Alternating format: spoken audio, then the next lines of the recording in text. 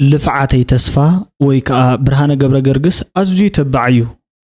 بصرون عب تقراي انتخون تولوسي أزجين تقراي زحالي لان أب قدميت كسلف زخيل ود تقراي نيو إلوم ززارو بسبات علو بخيمة يوم كوم إلوم كتسمعوهم يخوم أب انترفيو ويس نايب حقهم ديوم بمنتي عينة مسرح يوم تزاريوم وتقول دايزي بنا إلوم معان تأكل نايت فيديو سلازخونة تسمعوهم مالتيو كاتسيل لنا بنريو قداي كنسجر كلنا قداي حرامريتيو حرامريت جنرال كوعشن كالوت اتوم مسؤونا بديسابا زهدمون ناب قص لمتي كيدوم اب قص لمتي كيدوم سابقو زلو حرامريت تزاراريوم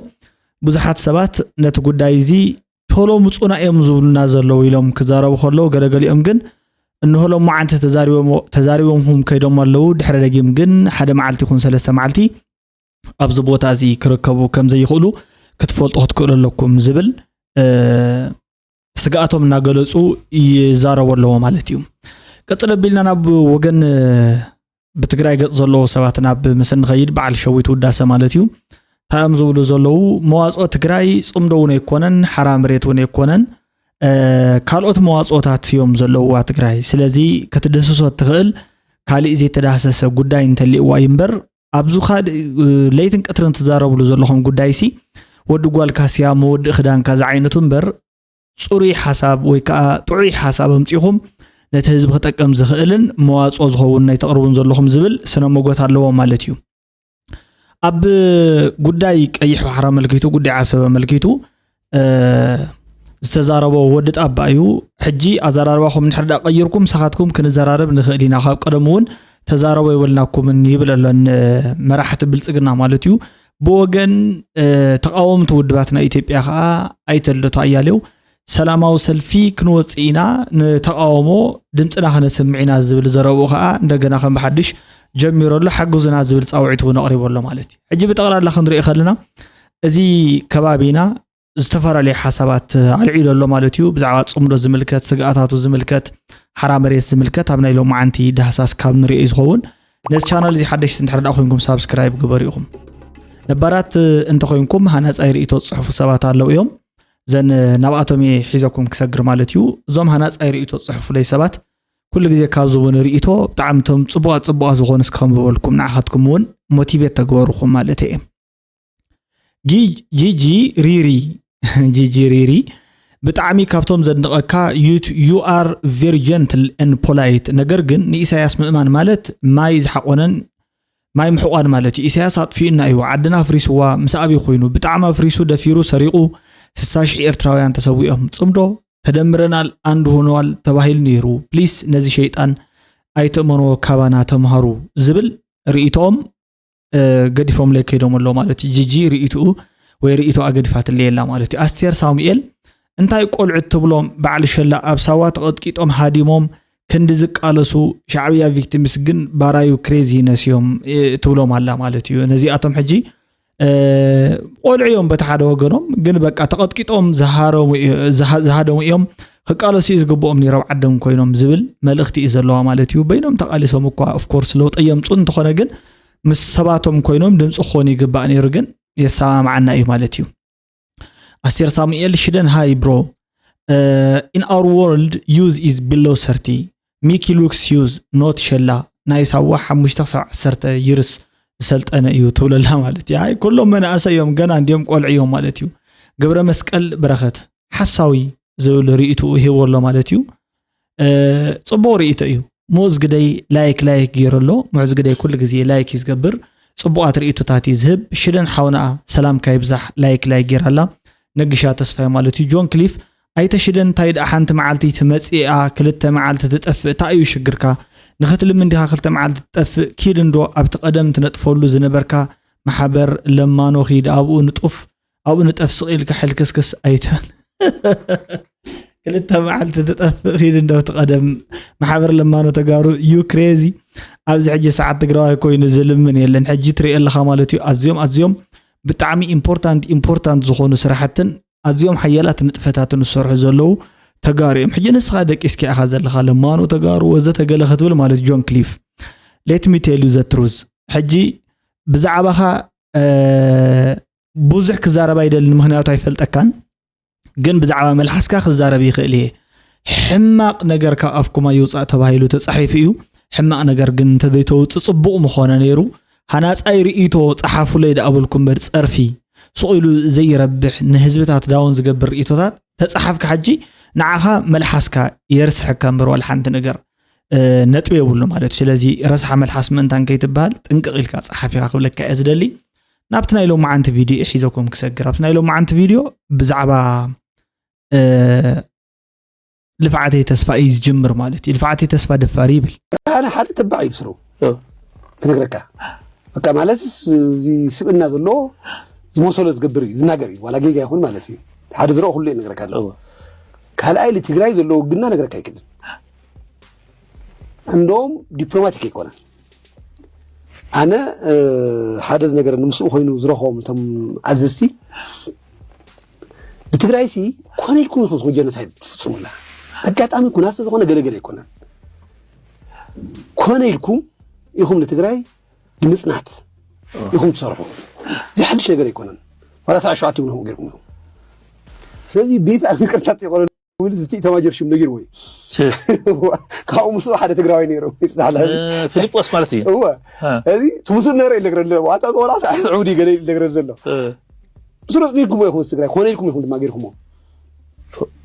ስለዚህ እዚ ይቅርታቱ ለለኩም ቢፋ ይሁን ይቅርታቱ ዘለኩም ሻዕብያ حرام ቢፋ ይሁን ይቅርታቱ ሓቱ ዘለኩም ኮኔልኩም ይሁን መጥፊኹም ማይሉ ብድፍረት እዩ ዝዛረብ ነይሩ ብርሃነ እሞ ብድፍረት ንዝዛረብ እዮም ኳሲሮም ዘሎ ንሕና ኮን ብል ዘለናት ሕማቅን ጽቡቁን ይዛረብ ዘሎ ኢልና እንተይ ፈለናሲ ብርሃነ ዝዛረብ ዘሎ ከም ዘረብኡ ዝገልጾ ዘሎ ሓሳብ ግን ንዓዲ ዝጠቅም መናእሰያት حساوم يقولص الله وخبل زخلن خالوت من أسيك التابع زخلن سلازخونه كأسرع يجبوني نانبل حجي برهانة بتعم دفاري وبولد إقلاع يكونن أتتخكلنيا برهانة أنت تأثيرو معات برهانة تتكفر زخلة تحساسبا ولا بحماق الكيا بحماق أنا زنود نجار يكونن جن نحسب حماق يلا نايك قراربا ناي دبلوماسية تحزا ويكات حسب الرداد وانت سحيت كحتردو تخل تخون زبل قمت على مالتي anyways بستفعلي دايركشنات نمص اموي كاب استفعليو منقدتات مصينا نتناي برهانه حساب كنريو خلنا برهانه كم حدا ملئسي كم حدا بعدو زنطف كم حدا نعدو استقلسه كم حدا نعدو دمص خون زدلي سب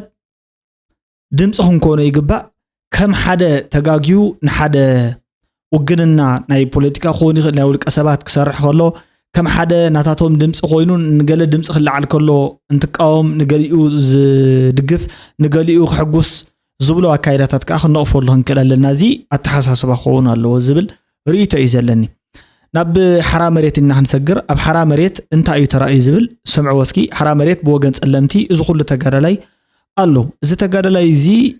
حيلنا يمزبع كيد انديو بمسرتو حرام مريت مالت بر حراز خونه مريت يلن حرام مريت مالت حرا زيت حرسه مالت አይኮነን ሓደ ዝጋደል ሓይሊ ሓሳቡ ዘስርጸሉ ህዝቡ ዝረኽበሉ ግን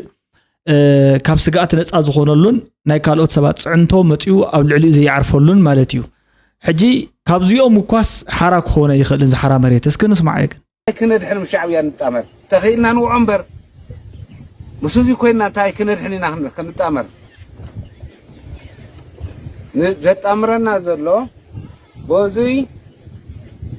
وقت تخفيتنا حق مخوار تخفيتو مهدم خوننا شعبيه عركنا نفتقر لم يوم تقولوا زلو زي وانجل او الحزب التجراي كحدت او الحزب التجراي يوم تفصم زلو نوزي كموت زدلي نوزي كقارل زدلي نوزي على ما يلحيزو خير زدلي سب يلن قام حجي تولندو توي بهزب تقارل وحالين دقورنا ميثنا تساقيناي منات استزاربه كله زين جبجبه كله قرط يملو يستوهله كله اندات حنق يتحسب زلو خم درهم بجاهم اندو قلاقلنا حالي اندو فطرنا يلو صلت زلو وعش حرايم بجاهم اندو قلاقلنا بجاهم تريلكم مسؤولنا يلي يصللو ስለዚህ ንኾም ኢና ተሎኽን ከይድ ዘለና ዝብል እቲ ሓቂ ዝእሰር ሰብ የለን ኣይኮነን ዝፈራራሕ ሰብ የለን ኣይኮነን በዓል شويت كلهم تأثيرهم بعد ود بيتو كالوت بعد برهانة بعد دكتور دجن زيهم بملؤهم كهادمون وبريو نمنتا يوم زهادمون دحر دايلكم مجمريا اتناتاتهم اتحساسبا اتنايتهم دليتي فتحي اي ارتراويان دغيفهم زارو زنور يوم افت مجمرياتات كبابي دارغا مبزحاتو سب فلايتهم ابراخشو زقربس غلغليهم سبات مس دليتي فتحي زدانا غصو ወይ ቃ مس دليتي فتحي ارتراويان مس برጌድ محمد وزته زلو كيدنا اتحساسبان مستتحساسبان እሱ ዝደናገጹን በቲ አተሐሳስባ ዝተጸለውን ሰባት እዮም ነይሮም ሐቅን ምዝራብ ማለት ድሕሪ ተወሰነ ግዜ ስግኣታትና ተራእዩ ምስ መጹኻ መንጎ ዝኾኑ ኃይልታት መጽኦም ገለገሊኦም ናብ ጽምዶ ኸይዶም ገለገሊኦም ከዓ ናብ ሓራ መሬታዊ አተሐሳስባ ወይ ከዓ ፕሪቶሪያዊ አተሐሳስባ ክንብሎ ንኽእልና ብኻልእ ባህላ ብልጽግናዊ አተሐሳስባ እውን ኢልና ክንጽውዕ ንኽእልና ናብዚ መጽኦም ብጠቕላላ ግን እቲ ጽምዶ ካብቲ ሓደ ዝፈጠሮን ዝመስረቶን ነገርታ እዩ ስጋት ኣብ ልዕሊ ምምስራቱ ካልኣይ ግን ነቶም ኣፈላላያት ብጣዕሚ ብዓሚቕ ከይዶምስ ጉህም ቀይርዎም ሕጂ ክልተ ሰባት ዋላ ብተቀራራቢ ኣተሓሳስባ ይንበሩ ድሕሪ ዝተወሰነ እዋን ሕጂ ታዮም ኮይኖም ማዕደዮም ኮይኖም ታይ ግን ተሪፍዎም ሕጂ ጠበንጃ ሒዞም ምውጋእን ንባዕላቶም ተሪፍዎም ነዚኣ ከዓ ብኣግባቡ የካይዱ ኣለው ብታሕና ሕጂ ዘላ ታይም እዞም ሰባት ትሪኦም ዘለኹም ዞም ተጋደልቲ ትማሊ ትግራይ ተሰልፎም አንጻር ማእከላይ መንግስቲ ዝቃለሱ ነበርዮም ሎም ማዓንተኻ አንጻር ሕወሓት ኢና ንቃለስ ዝብል ከይዲ ዘለዎም ብኻልእ ባህላ ግን አንጻር ሕወሓት ዝባል ቃልሲ ኣይክኽፈትን እዩ ድሕሪ ዳ ናብ ትግራይ ተተኳሲ እንተ ተኸፊቱ ሕወሓት ሽዑ ይትረኸባኒ ኻ የላን ብስሩ ብመሰረቱ እውን ሕወሓት ናይ ሓደ ፓርቲ ሹም ዳ እምበር ኢንዲቪጁዋል አይደንቲቲ ዘለዋ ወይ ከዓ ብውልቀ ሰብ ከድካሲ እዚኣ ሕወሓት ትበሃል እዚ ሕወሓት ይበሃል ትብሎ ነገር ኣይኮነን ስለዚ ብሓፂሩ እንታይ እዩ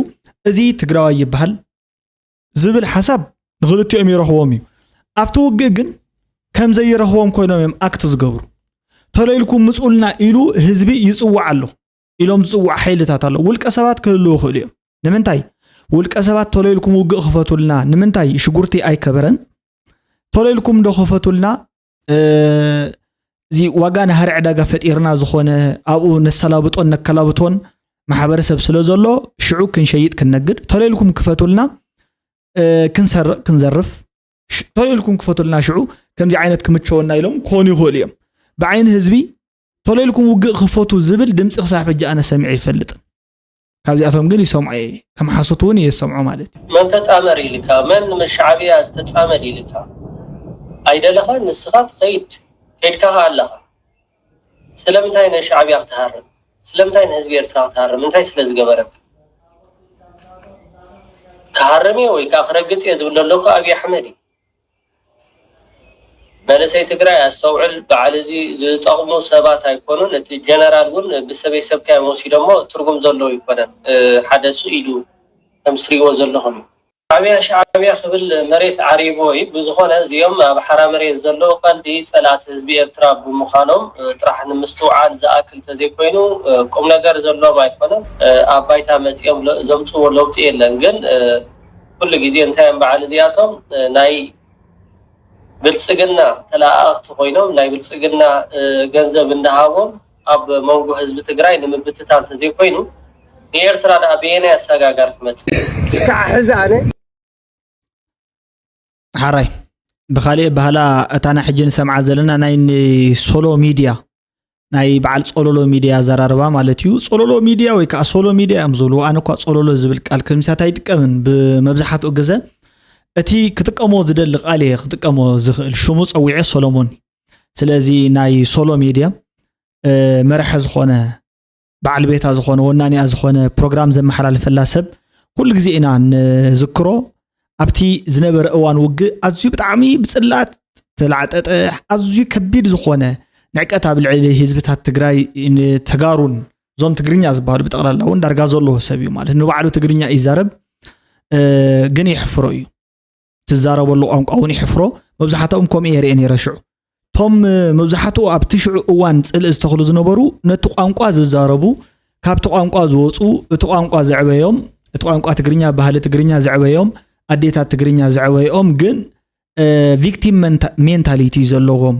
بسنا أمرهم بتحساسبهم زتتقعوا اسخاتكم دق بيجاتا سيرائكم لا تبهلوا سلازعبيو ድሕሪ ዝተወሰነ እዋን ምእንቲ ከምኡ ከይበሃሉ ንሕና እኮ ደቂ ኣስመራ ኢና ወይ ደቂ ገለ ኢና እናበሉ ዳሕራይ ካብቲ ትግራዋይነቶም ካሃድሙ ዝፈተኑ ንሱ ነው ይኮነን ወደ ኣስመራው እንተኮይኑ ትግራዋይ ክኾኑ ብዛዕባ ወላ ሓንቲ ኣፈላላይ የብሉን በቲ ሽዑ እዋን ግን እቲ ዝበፅሖም ዝነበረ ከምዚ ዓይነት ናይ ዘረባ መጥቃዕቲ ዝህብዎ ግብረ መልሲ ነቲ ዘጥቅዖም ሰብ ነቲ ከምኡ ኢሉ ዝድህሎም ሰብ ምቕራብን ንዕኡ ምምሳልን በተሓሳስባ እዩ ከም በዓል ሳዋ ሽኮር ነቲ ቋንቋኦም እንዳፀረፉ ዝውዕሉ ማለት እዩ ሶሎ ሚድያ ካብኣቶም ሓደ እዩ ሕጂ ሶሎ ሚድያ ብዛዕባ ጽምዶ ክትዛረብ ወላ ጽምዶ ኢቭን ተዝኸውንስ ብስሩንስኻ ሕጂ ብዛዕባ ጽምዶ ክትዛረብ ኣይትኽእል ወላ ቶም ተቃወም ተዝቃወምዎ ክቃወምዎ ይኽእል እዮም ምክንያቱ ንሶም ይጻመዱ ነይሮም ንስኻ ግን ምስ መን ኢኻ ክትጻመድ ሕጂ ብሰዓት እዚ ሕጂ ነዚ ተጋዳላይ ከምዚ በዓል ንስኻ ኸይድኩም ኣለኹም ሃዲምኩም ኣለኹም እንታይ ኢኻ ታኮይንካ ኢኻ ትወቅዕ ገለገለ ዝበሃሊ of course ተጸጉዕ እንዲኻ ዘለኻ ንህዝቢ ኤርትራ ተድብድብዎ ገለገለ ትብለለኻ of course እንድሕር ውግእ ተተኸፊቱ ህዝቢ ኤርትራ ማለት ካብ ዓዱ ዝወፀ ሰብ ማለት ኣይኮነ ወላት ዝወፀ ይብዝሕ እምበር ተኡ ዘለውን ህዝቢ ኤርትራ ስለ ዝኾነ ዘስየሚ ትውግእ ክፈት ኣይኮነን ድሌት ዘለዎ ግን ንስኻ ተዛረቦ ዘለኻ ንባዕሉ ዳሕራይ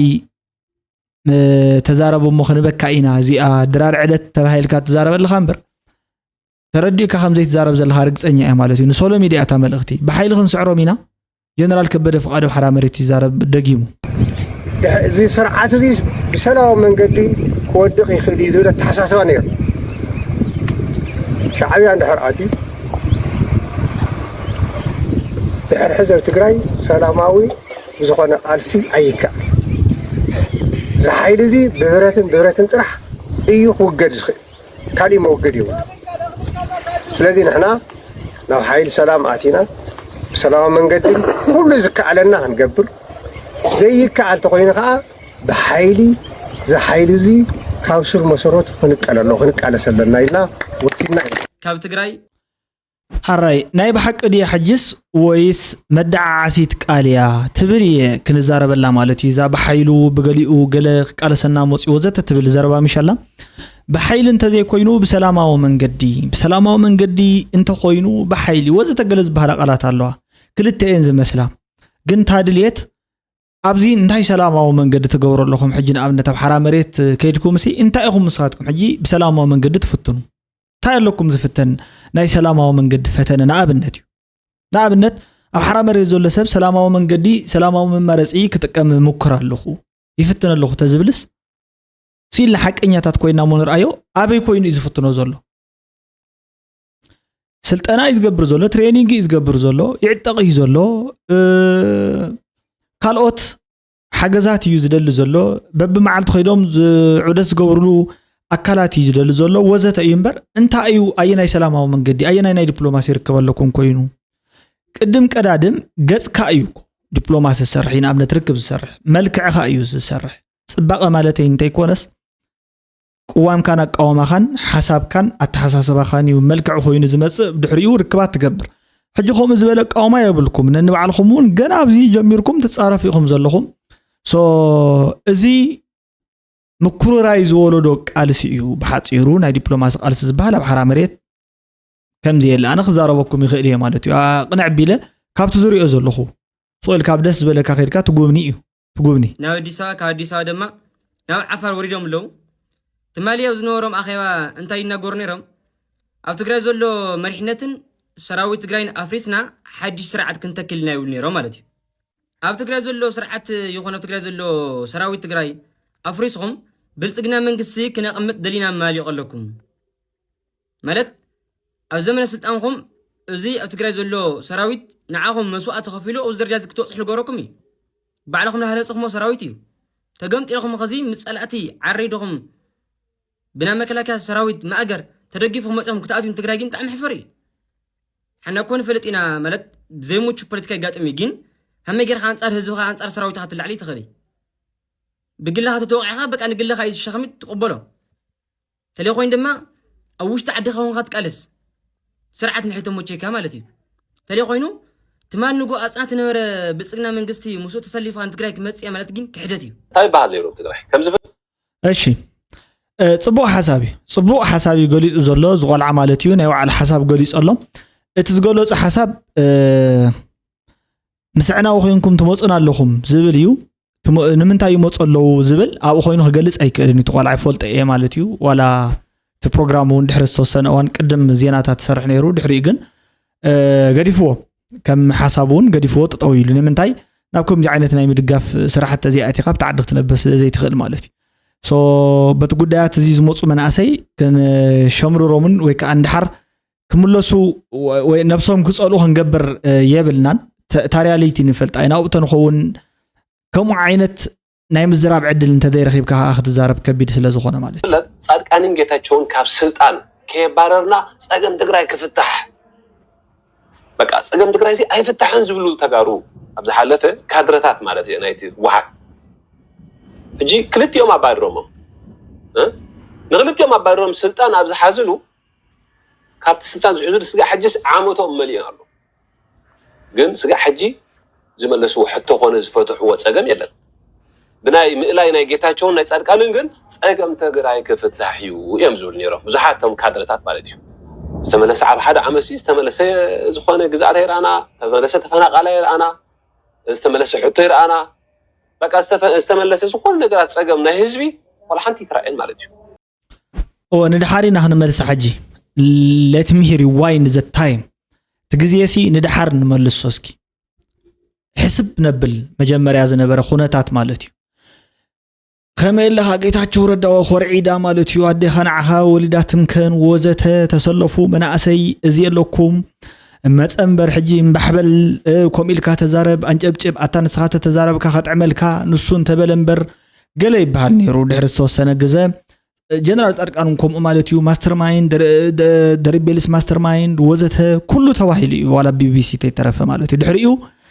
እንታይ ተመቆይሮ ነዚ ኩሉ እዚ ፈጢርዎ እንድሕር ዳኢልኩም ህወሓት ብስልጣና ሙውቲ እያ ክሳብ መወዳእታ መዋቲት እያ ክትመውት እያ ትደሊ ስልጣን ፈጺሙ ዘይሕሰብ ነገር እዩ ኣብ ትግራይ ካሊ ድሌትካ ክትገብር ትኽእል ኢኻ ግን ጉዳይ ስልጣን ዝትንክፍ ኣተሓሳስባ ናትካ ኣይኮነን እዩ ትጋጊእኻ ዘለኻ ኢሉ ተተዛሪቡካ ነውሪ እዩ እዚ ነውሪ ከም ነውርነት ተተሓይዙ እዩ ቀፂሉ ማለት ከም ነውሪ ኣብ ዘለዎ ትሑዝ ገይሮም ከም ነውሪ ሒዞም እዮም ቀፂሎም ድሕራይ ዝተወሰነ እዋን ክሰርሕ ጀሚሩ ምስኣቶም ገለገለ ይበሃል ነይሩ ኣመራርሓ ናይ ዞባታት ክቕይር ከሎ ግዝያዊ መንግስቲ ተባሂሉ ማንዴት የብልካን ገለ ዝብል ታይዝ ባህላት ተጀሚሩ ማለት እዩ ምክትዓት ጀሚሩ ከምዚ ዓም ስልጣን የብልካን ነዚ ንኽትገብር ሕገ መንግስቲ ይፈቅድኒ ወዘተ ንኽብል ተጀሚሩ ንሕና ያ ካልኣይ መንግስቲ ኢና ዘለና ትግዝያዊ መንግስቲ ስቑኢሉ ምስሌነ እዩ ንሕና ግን ተዋና ብድሕሪኡ ዘለና ሕና ኢና ናብ ዝብል እውን ተኸይዱ ድሓርካ ኣኼባታት ገይሮም በዓል ወይዘሮ ፈትለወርቅ ማለት እዩ ሰሚዕኹም መኒኹም ጸለመ ክንጀምር ኢና ድሕሪ ሕጂ ማለት ናይ ምጽላም ስራሕስ ክንጀምር ኢና ብኢፋ ኢለን ጀሚረን ምስ በዓል ጀነራል ጻድቃን ይኹም ምስ በዓል ጌታቸው ረዳ ተባኢሰን ናብዚ ተፈጢሩ ማለት እዩ ስለዚ እዞም ሕጂ መጽኦም ዘሎ ጀነራላት ከዓ ጸኒሖም ገለ ሻዕብያ ክሳብ ናብ ትግራይ ዝኣቱ ማለት እዩ ምስኣተወ ቀደም ዝቃወምዎ ጀነራላት ንሳቶም እዮም ነይሮም ስለዚ አንጻረይ ዝጸናሕኩም ንስኹም ዲኹም ገለ ኢሉ ንዓቶም እውን ጉስምጢት ገለመለ ሂብዎም ኣሳሲሮም ንገለገሊኦም እውን ዋ ሞድሕሪ ሕጂ አንታ ክንገብር ዝዓይነቱ ኢሎም ናብዚ መጽኦም ዝጨነቆስያ ጥንስቲ ምርዖ ዝበሃላ ባህላ ከዓ ኣብዚ መጽኦም ዝሰርሑ ዋላ ሓንቲ ነገር የለን ናይ ጀነራል ናይ ሰቤትን ጋሻ ያለን ዝዓይነት ግዲ ኮይኑዎም ቀሽን ሰቤትን ጋሻ ያብሉን እዩ ጀነራል ከዓ ጋሻ ያብሉን መስለኒ ኸይተዋጉ ኢልዎም ሕጂ ከይዶም ብሓራ መሬት ብምዕራብ ገለብ ወዘተ ቢልና ክንኣቲና ነዚኦም ክነጥፊና ወዘተ ዝበሃል ነገር ኣብ ትግራይ ተመስሪቱ ማለት እዩ ነዚ ኩሉ እዚ መን ይገብረሎ ብሰንኪ መን ከምኡ ኮይኑ ብሰንኪ ኣወል ስዒድ እንታይ ገይሩ ጽምዶ ብዝብል ነገር ነቲ ትክክለኛ ዝኾነ ርክብ ህዝብታት ድልየቱ ወይ ከዓ ውቅዒት ልቢ ህርመት ልቢ ናይቲ ማሕበረሰብ ምስተረድአ ዋይ ናይ ብሓቂ ምሲለ ሓደ ሓሶት ጽምዶ ክተክል ይሉ እምበር ኣወል ስዒድ ሰይጣኒ ሕጂ ናይ ብርሃን መልአክ ክመስል ይኽእል ኣይመስልን ግን ኣይኮውንን ግን ክመስል ይኽእል እምበር እዚኣ መስሪቱ ከዓ ንጽምዶ ፈሓፈሓ ቢሉላ በቲ ሓደ ወገን ኤጌንስት በዓሉ ይሰርሐሎ በቲ ሓደ ወገን ግን ኤጌንስት ናይ ትግራይ ተሓሳስባ ይሰርሐሎ ማለት እዩ እቲ መሰረታዊ ነገር አንድ ዓዲዕ ክነግረኩም ዝኽእል 900 ሓቂ ክንኮኖ ንኽእል 10% ንግዜ ንገድፎ ግን በዓል ኣወል ስዒድ ነቲ ጉዳይ ዝሰርሕሉ ዘለዉ ኮነ ኢሎም ምዃኖም እዚ ቆልዓ ይዛረብ ነይሩ ክትብሉ ትኽእሉ ኢኹም ሽዑ ድሕሪ ግዜ ኣይጠቕመንን ሕጂ ንሱ ማለት እዩ ንዓይ ዋላ ሓንቲ ጥቕሚ የብሉን ስለዚ እንታይ ዳ ርኢና ዝተፈታተነ ሰራዊት ርኢና ድሕሪ ናይ ምእላይ በዓል ጌታቸው ናይ በዓል ጻድቃን ሓራ መሬት ተፈቲኑ ሰራዊት ተበታቲኑ ማልያ ደይብል ህዝቢ ካብ ትግራይ ወፂኡ ሎማዓንቲ ምሳኹም ውዒሎም ወደ ሓራ መሬት ጽባሕ ምሳኹም ተሃልዮም ክገርመኒ ድሕር ጽባሕ ምሳኹም ተሃልዮም ክገርመኒ አዲስ አበባ ይሰፈሩ መጣ አይትሸወድ ክኾድዮም ደለኸዚ ነጋ ኸዚ ክኾድዮም ለአዲስ አበባ እዮም ክኾዱ አዲስ አበባ እዮም ወፂኦም ይመርሕና ኣለዉ ግዛዕ ከም ናይ ትግራይ መሪሕነት አው ዝለሎ ናይ ሰራዊት መሪሕነት ኣይኮነን ኣብ ጎኖም እዮም ኒው አው ዝለሎ ኣብ ትግራይ ደለው ኣብ ጎኒ ሰራዊቶም እዮም ኒው እዚኦም ቅልቅል ክብልኹም ርዮም ኢሎም ከም ክምለስ እዮም ጽባሕ ኣይህልውን ድሕር ጽባሕ እውን ኣይህልውን እዚ ካሊእ ጌም እዩ ጨዋታ እዩ ፎቶ ተላዒሎም ኒው ዋዕዋ ኣቢሎምኩም ኒው ዘን እርግጠኛ ኢኸ ሰመራ ኣትዮም ኒው ተመሊሶም ማለት እዩ ካብ ሰመራ ከዓ ጽባሕ ክበሩ እዮም ላብ ኣዲስ ኣበባ ቢኮዝ ከምኡ ዝበሃል ቃልሲ ስለለይኮነ ቃልሲ ስለለይኮነ ህዝባዊ ቃልሲ ስለለይኮነ ናብ ጉርሽ ቃልሲ ስለለኾነ እዩ ስለዚ ይትሸወድ ብጻይ ገዛኻ ተመለስ ሰላም ጽቡቕ እዩ ማለት ከምኡ እያ ዝገብር ከምኡ ይነግር ብሓፂሩ ተመስገንታ እዩ ዝብለና ዘሎ ተቓልሲ ናይ ጉርሽ እዩ ተኣነ ተመሊሰሉ ዘለኹ ምክንያቱ እውን ጉርሽ እዩ እቲ ኸይደሉ ዝነበርኩ እውን ጉርሽ እዩ ዳሕራይ እውን ተረዲእኒ ናይ ገንዘብ ኮይኑ ጉርሽ ማለት ናይ ገንዘብ ምስ ኮነ ተቓልሲ ገዲፈያ መጽኤ ናበየ መጽኤ ናብ ዝለዓለ ጉርሽ ሓደ ሰብ ክኸድ ኮይኑ ካብቲ ኣነ ዝረኸብክዎ ዝለዓለ ጉርሽ እንድሕር ዳኣ ብኻሊእ ከባቢ ዝወሃቦ ኮይኑ እዩ ማለት ይነግረና እዩ ዘሎ እቲ ሓቂ ከዓ ንሱ እዩ ማለት መብዛሕትኡ ሰብ ዘይክመስሎ ይኽእል እዩ እቲ ዝግበር ዘሎ ቃልስታት ተቓላሳይ ዝበሃል ናይ ልቡ ተቓላሳይ የለን ሕጂ እንታይ ኢሉ ክቃለስ ብዛዕባ እንታይ ኣመልኪቱ ኣንጻር መን ክቃለስ ኣበይ ተሰሊፉ ይቃለስ ምስ መን ይቃለስ ምስ ባዕሉ ዘይቃለስ ኮይኑ ሰብ ኣይ ምስ ባዕሎም እዮም ዝቃለስ ዘለዉ ኣንጻር ጉርሽ እዩ ተቓልሲ ጉርሽ ንጉርሽ ከዓ ትውሕድ እምበር ትብዙሕ ይኮነን ማለት እዩ ሶቲ ዝበሃል ዘሎ ነገር ኣጸቢቑ ይነግረና ኣሎ ንሱ ንባዕሉስ ኣብ ኣንሃለዎ ይነግረና እዩ ዘሎ ግልብጥ ኣቢሉ ኣይሓድሩን እዮም ይፈልጥ እዩ ኣይሓድሩን ነይሮም ቅድሚኡ ይመጽዎም ነይሮም ተንዝኽፈላ ኸፊሎም ወይ ከዓ ንዝኾነ ዕላማ እቶም ኣብኡ ዘለዉ ከዓ ተስፋ ገይሮም ይጽበይዎም ይሕዝኑኻ ማለት እዩ ይሕዝነካ በቃ እቲ ናትና ዝንሄ ትውልዲ ይሕዝን እዚ ናትና ትውልዲ እንታይ ዘይሕዝን ነገር እዩ ዘለዉ ቅድሚ ገለመለ ዓመታት ውግእ ነይርዎ ክውለድ ከሎ ውግእ ተወሊዱ ባይዞ 9 ሰዓታት ብውግእ ተወሊዱ ናይ ዘመነ ውግእ ውፅኢት እዩ ድሕሪ ዝተወሰነ እዋን ተማሂሩ ንበለል ዝኾነ ትውልዲ ተፈጢሩ ዋላ ሓንቲ ናይ ስራሕ ዕድል የብሉ ናይ ገለ የብሉ ስቑኢሉ መዓት ኢንጂነር ተፈጢሩ ድሕሪኡ ኮሮና መፅኡ ድሕሪ ኮሮና ከዓ ውግእ መፅኡ ነዚ ኩሉ ዝተማሃረ ናይ ገለመለ ዓመታት ውፅኢት ናይ 30 ናይ 20 ዓመት ውፅኢት ትምህርቲ ወላዲ ትግራይ ትፈልጥዎ ኢኹም ማለት እዩ ብዘይ ጫማ እናኸደ እናሓረሰ ኢሉ እንታይ ተሓፀበ ኣብ እግሪ ጋባ ኮፍ ኢሉ ሓሪሱ እናብልዐ ዘምሃሮ ትውልዲ ብናይ 3 ዓመት ውግእ ተወዲኡ ሃሊቑ ትዝሃልቕ ትዝባረር ከምታት ነገር ሕጂ ከዓ እቲ ዝተረፈ ምሻሎ ዝኾነ ዝተረፈ ሲሉ ክሓስብ ዝኽእል ማለት እዩ መንግስቲ ዕብየት ኣይብለሎ መሲልኩም ማዕረየን ክኾና ዘለዎን ኤርትራን ትግራይን በቃ በተሓሳስባ ክመሳሰላ ክእል ኣለዎን ንምንታይ ንቑሕ ማሕበረሰብ እንተሪኦም ኤቲኤም ወዘተ ገለ ዝበሃል ነገር እንድሕሪኦም ሲ ክንከዲና ክብሉን እዮም ስለዚ ሓንቲ ዓዲና ክንፈጥር ዘለና ከምትናታትኩም ዝቐሃመት ዓዲ ከምታ ኣነ ዘቐሃምኳ ነዚ ዓዲ እዚኣ ኣብኡ ከዓ ተመሳሳሊ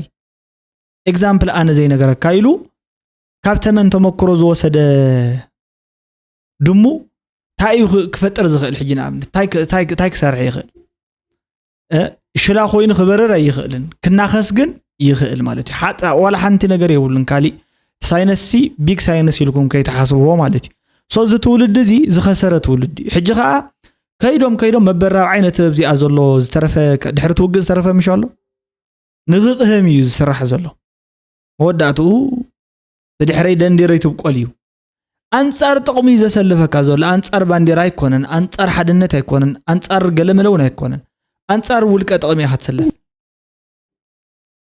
እየ ዝደሊ እወ ግን እስካብ ዘይቀተልካን ትግራይ ሰላም ትደሊ እወ ብታዓንተ ዘልናዮ መመዘንታት بت هزبا بت مريتها بت الألوانتها سكاب زي قتل كياي ده كتقتلوا مسيخان زي تقرأ كتكالا خلوا تتكالا خلوا زلا من قدي سلام سلة مرزي مخنياتو زقتلني زبها السلام كله يخل ناي ترجمس تساوي زلا ويو نا قتل كانس سلام هم يجي راح يري خيل تقرأ نا قتلس سلام ስለዚህ ብስሩ ሓደ ክጅመር ከሎ ትግራይ ካብ ሰላም ወፃኢ ዓማፃይ ጎዋጣይ ተስፋሕፋሓይ ገለ ዝኾነ ኣነ ዘዝክራ ዕድሜ ዘዝረኣኽዋ ብታሪኽ እውን ከም ሃገረይ ታሪኽ ቤት ትምህርቲ ተማሂረ ኣነ ከም ዘሎ ነገር ኣይፈልጥን ስለዚ ሸፋጥ ናይ ምኽዳዕ ባህሪ ሙስስዕ ዝወለዶ ኣረኣእያ ዝፈጥሮ እዩ ከም ዘለ ዘረባታት ኣብይ ኮረና ጽቡቕ እዩ ኣነ ኣብ ዕድመይ እዚ ኣይረኣኹን እየ እዩ ዝብል ማለት ከምዚ ንሰላም እሲ ብዘይ ሰላም ተኾይኑስ ካልእ ግዜስ ከተነበረ ይረኣኽዋን እዩ ዝብል እዎ ማለት ነይራ ዘላ ወይ ከዓ ነቢራቶ ዘላ ዓመታት ኤግዚስት ጌራቶ ዘላ ኩሉ ግዜ ብሰላም ስለ ተሓልፍ ዘይኮነስ ብሓድነት ስለ ትዋሳእ ዝነበረት እዩ ዝዓዲ ማለት እዩ ተሓቂ ንሱ እዩ ናይ ሓድነት ዓዲ ስለ ዝነበረት እዩ ካብ ወፃእ ግን ዋላ ሓንቲ ሓድነት ዘይብልካ እንድሕር ኮይንካ ናተይ ረብሓ ናትካ ጉድኣት እንተኾይኑ ናትካ ጉድኣት ንዓይ ረብሓይ እንተኾይኑ ናትካ ረብሓ ድማ ንዓይ ጉድኣተይ እንድሕር ኮይኑ ኣብ ዓዲ ሓቢርካ ምንባር ኣይከኣል ሽግር እዩ ማለት እዩ እቲ ተድምፅ እንተኾይንካ እንተተኣሲሩ ንምንታይ ተኣሲሩ ዳ ዘይትብል ሓቀኛ እንተኾይንካ ሰላሚና እምበር ንቕበል ይብል ሕጂ እዚ ሰላሚና እምበር ንቕበል ኣንጻርና ንወፅዓ ንጭቆና ዝመፅእ ኣይንቕበልን እቲ ዝውፅዕካ ዘሎ ኣብቲ ውሽጢ ኮይኑ ዝኣስር ዘሎ ዳእታ ኮይንካ ተቐቢልካ እየ ዳ ስለ ዝፈራሕካዮ ማለት እዩ ስለ ዝፈራሕካዮ ጥራሕ ዘይኮነ በቲ ሓደ ወገኑ ግልብጥ ኣቢለ ድማ ንስኻ ተጠቃማይ ስለ ዝኾንካሉ ተጠቃማይ እንተኾይንካሉ ናይ ብሓቂ ኣንጻር ወፃዕኻ ዝመፅእ ዘይኮንካ ትቃለስ ዘለኻስ ኣንጻር ጥቕምኻ ዝመፅእ ኢኻ ትቃለስ ሓቀኛ ተቃላሳይ ተኾይኑ ኣንጻር ኩሎም ወፃዕታት እዩ ዝቃለስ አንጻር ኩሎም ሰላማት ኣይኮነን ዝቃለስ ማለት እዩ ነቲ ሰላም ዘምፅኻ ሓቀኛ ሰላም ዘምፅእ ሰብ ኢሉ ዝተኣሚንዎ ዋላ ኢቭን ብግልባጡ ይሃሉ ንዕኡ ምስኡ ክሰርሕ ድልውነት ይሕድር እዩ ማለት እዩ ኣብ ትግራይ እሰርሰብ ዋላ ሓንቲ ኣይተወፅዕን ማለት እዩ ሕጂ ምክንያቱ ካብ ውሽጢ ይተወፅዓ ፀገም የብሉ ኣብ ትግራይ ኣተሓሳስብኡ ስለዘይፀመደ ክባረር እዩ እዚ ፀገም የብሉን አንጻር ወፃዕ ኣይኮነን ማለት ውልቀ ሰብ እያ እዚ ስለዚ አንጻር ውልቀ ሰብ ዘይቃለስ ማሕበረሰብከ አንጻር ካሊ አንጻር ኩለንተና አንጻር ኮሚኒቲ አንጻር ናይ ኮሚኒቲ ወፃዕ ዝቃለስ ዘሎ ይብል ይሕሱ ምክንያቱ ናይ ውልቀ ሰባት ፓርቲሲፔሽን ወይ ከዓ ተሳትፎ እዩ ኮሚኒቲ ዝበሃል ዝፈጥር ካብ ወፃኢ የለን ኖ ሞር ዛን ዛ ዳሊን ከጥፈና ይኸልዕና ስለዚ በቃ ተዳለው ክንዋጋ ኢና ልብል መንገዲ ወይ ከዓ ተኻልእት ከዓ ሰላም ይለዋፀና ኩናት ኣይንደሊ በቃ ኩናት ይርሐቀና ኢልካ ሲልካ ወግሕ ፀብሐ ስለ ፀለኻ ተማህለልካ ጥራሕ ኩናት ልቀር ልመስሎ እውን ክልቲኡ መንገዲ ንዓይ ጌጋ እዩ ክልቲኡ ብጣዕሚ ነይቭ ምዃን እዩ ሶ ሪያሊቲ ታዩ ኩናት ከተርፍ ልኽእል ዓቕሚ ክትፈጥር ነይካ በቃ ኩናት ልተርፍ ብዓቕምኻ እዩ ሶ ትግራይ ከም ብሄር ከም ማሕበረሰብ بقليلو ليتوقع ليتورر ليتدفع تكون أزي مالت بزح طبنجا بزح مدفع بزح أطوار بزح قالي خوني هم تبزح سب الحاس وبزح سراويت يا خوني رينا ينا تقراي ست شعت شح سراويت ون هاللي واي فلتيو 300 شح سراويت ون هالنص اتفلتيا سو اش خوني ماتر لقبر مدافع تانكتات ون تفلتيا غوريلا ون غيرات تفلتيا انا اشتي قللت طبنجا حيزاون صلا قطي ما تفلتيا سو حدا مغواركات حدا لي مغواركات طرح عاوته يمص سعوت لمص حدا كوز حدا علامه وحدا نصر علامه مسلافكا لي مسلافكا بتلين ان خم تግራይ لبلا ماينورتي نشتي محبرسب توسان ነገር እሱ መጣን ጠብቁን حسبيه ልጅ 60 كيلو متر مدفع عصب سي مدفع 60 كيلو متر ينوب تدوب كويناسي نحسب كنهرما نخلينا مطان يولاچو عصب يچي قال ويلكم عصب اثيوبيا قليلكا بي اي قلمل تخخم كبلنا صنيحم እዚ بتعم اغريسيف يصنيحو ክንገድፈለና እንደውለሎ بعلخ تطحني بعلخ دحر بقى لماريان تبلنا نحنا እኮ በሉ አይበልናኩምን ግን ናይ በሐቂ የብልጽግና ካድሬዎችና አፈቀላጤዎች ይሄን ከገባችሁ ጥሩ ነው የንግግርና የኮሙኒኬሽን ስልታችሁን ከቀየራችሁ ለኛ ጥሩ ነው ምንም ችግር የለውም ግና እንደማይቻል ማወቅ መቻል አለባችሁ ከኤርትራ ጋር በሰላም በፍቅር በስምምነት በንግድ ህግ በዓለም አቀፍ ህግ የባህር በር ማግኘት ይቻላል የሚፈልገውን ትከፍላላችሁ ጽቡቅ ሆነ ርእይተ ይሂቡ እቲ ዝውሃብ ትኸፍሉ ማለት እዩ እቲ ዝውሃብ ተቡ እቲ ትረኽቡ አገልግሎት ትረኽቡ ካብ ካልኦት ከባቢታት እውን ብዝሓሸ ተጠቀምቲ ትኾኑ ዝብል እዩ ጽቡቅ ሐሳቢ መጋቢት 26 ቀን ታላቅ የተቃውሞ ትዕይንተ ህዝብ በኢንተርኔት አደባባይ ይካሄዳል ይህንን ታሪካዊና ታላቅ የተቃውሞ ትዕይንተ ህዝብ በአገር ውስጥም ሆነ በውጭ ሀገር የምትኖሩ ኢትዮጵያውያን በሙሉ በእጃችሁ ስልክ ወይም በቴሌቪዥን ላይ በቀጥታ በመከታተል ለህዝቡ ትግል ያላችሁን አጋርነት እንድታረጋግጡ ጥሬን አቀርባለሁ። ሕጂና ሰብኣይ እዚ ኣዝዩ ምሕዘን እዩ ማለት እዩ ኩሉ ግዜ እዩ ዝሕዝነካ ሰብኣይ እዚ ሲ ክዛረብ ከሎ ዘለኣለሙ ውፁ ሰላማዊ ተሰለፉ እናበለ ካብ ገለ ዓመታት ማለት እዩ ክሳብ ሕጂ ከማ እናበለ ይዘውር ኣሎ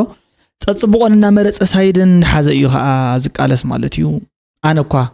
ከምዚ ናይ ሰብኣይ ዝበለ ሓሳብ ማእኸለዋይ ሓሳብ ሒዝካ ኣብ ደገውን ወፂኻ ማእኸለዋይ ስቑኢልካ ሓቂ እናሓዝካ ጥራሕ ትዛረብ ትመስል ግን ኣይኮነን ሓቂ እውን ኣይኮነን ሓደ ግዜ ከምዚ እንተገይሩ ከምዚ እዩ ከምዚ ተገይሩ ከምዚ እዩ እናበለ በቃ ናይ ሰብኣይ እዚ ሓንቲ ሓቅነት ኣብታ ንሕና ክንዋጋእ ከለና እዋን ዝነበረት ዝረኣ ኩሉ ፅብቕቲ ነገር ነይራ በኣ ከዓ ሓሳቡ ይድግፈሉ እየ ድሕሪኡ ግን ገለገሊኦም ሓሳባት ንኣረጉ ከም ዝኸዱ ምፍላጥ እውን ኣድላይ ኢለ እየ ዝግምት ኣነ ብውልቀይ ማለት እዩ ናይ ሎማዓንቲ መደብ ነዚ ዝመስል ክሳብ መወዳእታ ስለተኸታተልኩም ብጣዕሚ ይቐኒለይ ክብለኩም እየ ዝደሊ ፀፅብቕን ከየስምዕና ክብረት ያበለይ ቻው دحنا قنيوتا good light دحنا حضرت حواتي ما نستوي